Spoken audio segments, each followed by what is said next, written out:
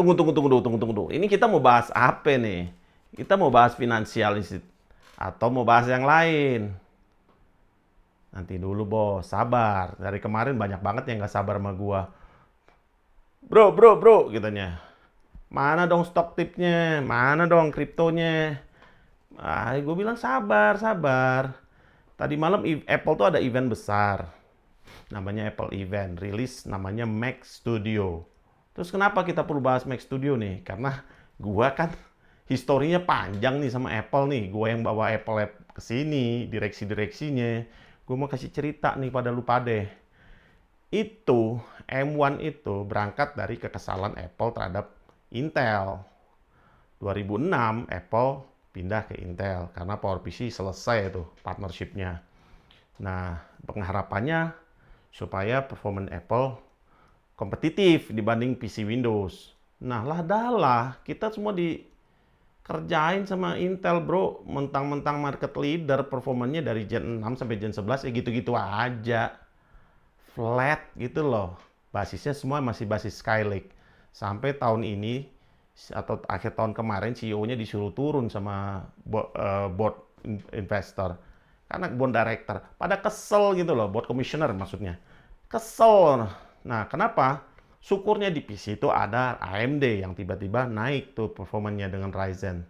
Tapi Apple sudah siapin strategi itu. Dia beli PA semi, dia bikin controller SSD, dia berangkat bikin special chip untuk neural engine, untuk pemrosesan H264, segala macam. Jadi membayangkan M1 ini nggak sama dengan prosesor yang Anda kenal, yang berfungsi sebagai multi purpose.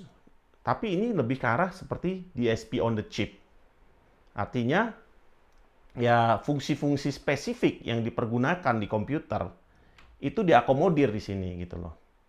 Jadi posisi M1 ini unik. Yang lebih uniknya lagi ya karena dia basisnya ada ARM.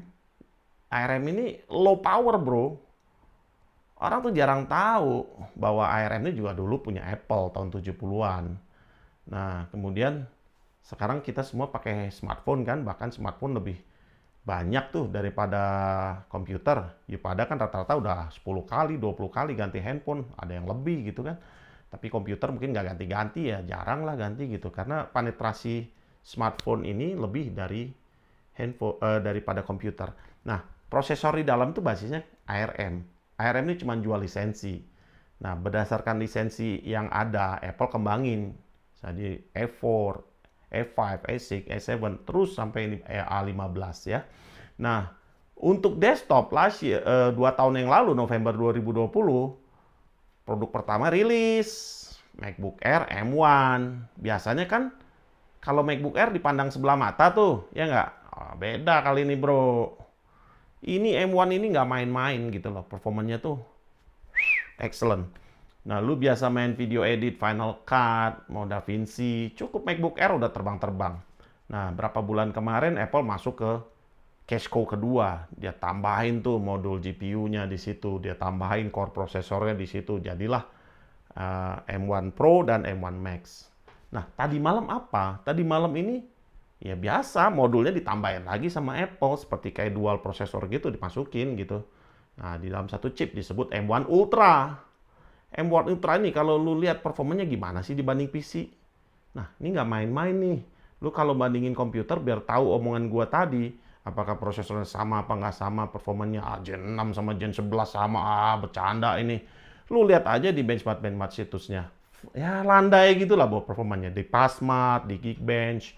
Komputer tuh pada dasarnya ada dua operan, single thread dan multi thread. Multi thread tuh tergantung core-nya lu. Tapi yang ngerasa komputer ini responsif atau enggak, pertama dilihat single thread-nya. Tahun kemarin M1 itu adalah the fastest single thread processor in the world. Jadi ini game changing, bro. 15 watt, lu bandingin aja sama Intel. Intel Gen 12 memang kenceng, karena CEO-nya juga tahun lalu disuruh turun. Dia banting setir tuh, bener-bener bikin, tapi 250 watt, bro. Belum lagi VGA lu kalau mau ngomong kenceng, 3070, 3080, 3080, mau berapa? Mau 500 watt, lu mau masak air, mau ngapain? Gitu loh.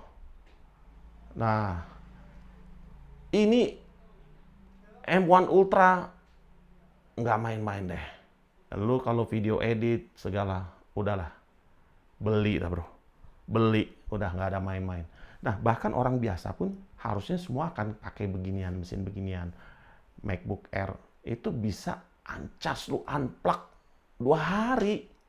Lu bayangin aja pakai laptop capek cari charger aja, kayak hidup lu yang biasa jadi wall hugger teh ya, pakai headphone kemana-mana cari charger, cari charger, cari charger. Mikir dikit kenapa? Cari kayak yang fast charging gitu. Nah, fast chargingnya bagaimana? Baca dong speknya, teknologinya gimana gitu. Bah, di situ gua nggak seneng sama iPhone nih, teknologi fast charging terlambat. Memang soal sensor kamera bisa dibilang oke punya lah. Kelas-kelasnya tuh bandingin sama di bawah sedikit dengan Huawei P50 gitu loh. Tapi kan yang kita bahas nih soal prosesor masa depan. Terus gimana ini? Ya Intel sama AMD pasti akan niru. AMD udah mulai pitching-pitching tuh, ceiling. Nah, Intel ya nanti udah mulai nih di Gen 12 nih ada yang high performance core sama high efficiency core. Tapi dia belum bisa nurunin panas, bro. Masih demen dia masak air ya dah. Gitu. Nanti pelan-pelan Gen 2, Gen 13, Gen 14, Gen 16 mulai bagus. Masalahnya 3 generasi menuju dia jadi low power, ya yang lain persaingan udah kemana. Ini kita baru bicara Mac Mini ini, Mac Mini yang high performance sedikit dah, mirip kayak Mac Cube gitu dulu. Lu kebayang kalau Mac Pro nanti dirilis Apple? Itu nggak 40 core lagi, 80 core bisa, atau 120 core. Gila kan? Ya gitu dulu lah. Nanti baru kita bahas-bahas soal stok, soal finansial, gimana yang bikin ente-ente semua kaya. Nanti dulu, kaya tuh nggak penting. Yang penting jangan mau ketipu bangkrut. Nah, itu dulu tuh soal kaya nanti tuh ada kelasnya khusus. Kelas di mana? Kelas YouTube aja, gua mah nggak komersil, bro. Ya, oke. Segitu dulu ya. Thank you.